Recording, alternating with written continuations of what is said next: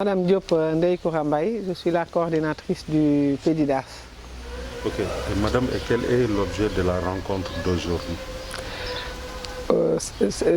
Nous sommes là dans le cadre d'un atelier de renforcement des capacités en matière de suivi environnemental et social. C'est un atelier que le PEDIDAS a organisé au profit des services techniques de l'État qui sont là et qui auront la responsabilité de poursuivre l'œuvre du PEDIDAS en matière de suivi de la mise en œuvre des plans de gestion environnementale et sociale qui ont été établis dans le cadre des activités du projet. Et comme vous le savez, le PEDIDAS, pour atteindre son objectif de développement de l'agrobusiness au Sénégal, particulièrement dans sa zone d'intervention, la région de Saint-Louis et la région de Louga, a réalisé beaucoup d'infrastructures d'aménagement hydro-agricole, également a financé beaucoup de projets en direction des communautés. Et toutes ces activités-là sont des activités qui peuvent avoir des effets néfastes sur l'environnement. Et donc depuis je dirais même avant le démarrage du projet, lors de la préparation, il a été établi un plan de gestion environnementale et sociale.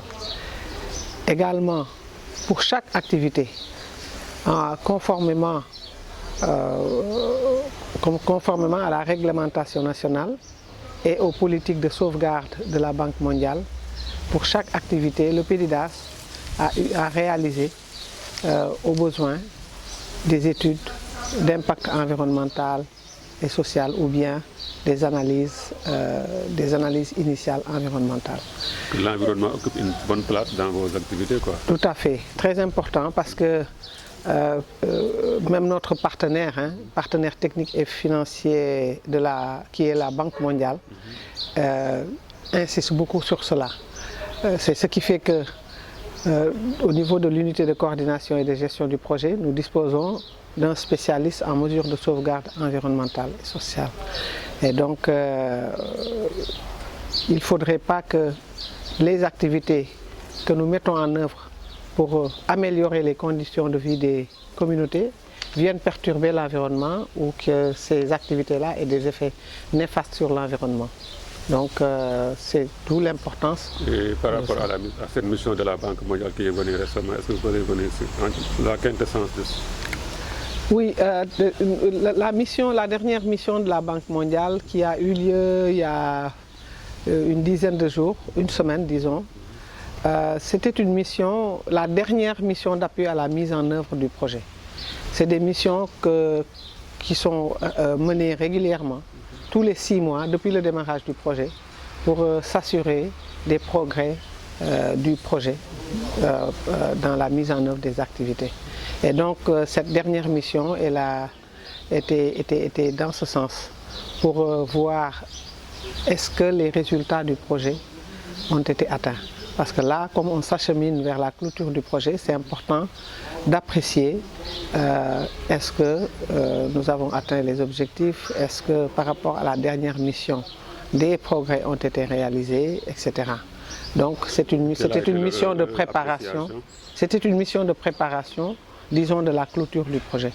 Alors leur appréciation, c'est une appréciation positive parce que tous les participants à cette mission, notamment la Banque mondiale, l'État du Sénégal qui est représenté par le ministère des Finances, le ministère de l'Agriculture et de l'Équipement rural, ont eu tour à tour à apprécier vraiment les progrès qui ont été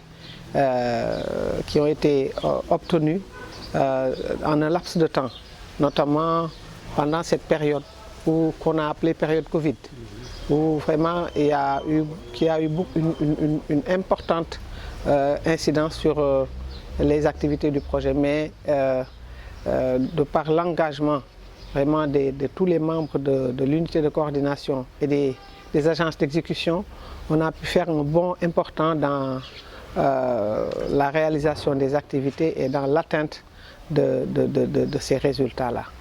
Et concrètement, qu'est-ce que le PEDIDAS a fait Bon, dans les différents axes d'intervention du projet, principalement sur le foncier, la sécurisation foncière, je peux dire que sur l'indicateur de performance concernant les superficies qui sont sécurisées et également les titres d'affectation qui ont été rendus disponibles par le projet, titres d'affectation avec numéro NICAD, nous avons atteint l'objectif. Les 15 000 titres qui étaient fixés au début du projet, nous l'avons atteint, correspondant à une superficie qui va même au-delà de cet objectif-là, parce qu'on est à plus de 80 000 hectares qui ont été sécurisés, je dirais même plus de 90 000 hectares qui ont été sécurisés, et donc ce qui a permis au projet de contribuer à l'objectif de mise à disposition accélérée du foncier qui a été défini dans le cadre du plan Sénégal émergent, de contribuer à l'atteinte de cet objectif à hauteur de 37%. C'est important, uniquement pour cette période-là où les activités ont été menées dans le cadre du PDDAS. Sur le plan, ça c'est sur le plan de la sécurisation foncière. Sur le plan de l'agrobusiness, nous avons déjà signé 3 accords cadres et cahiers de charges entre les communautés et des investisseurs qui sont établis. Nous avons également, après avoir lancé un deuxième appel à projet international, pu négocier 8 accords qui sont en train d'être signés entre des investisseurs et les communautés. Ce qui nous donne un total de 12 accords qui vont être signés.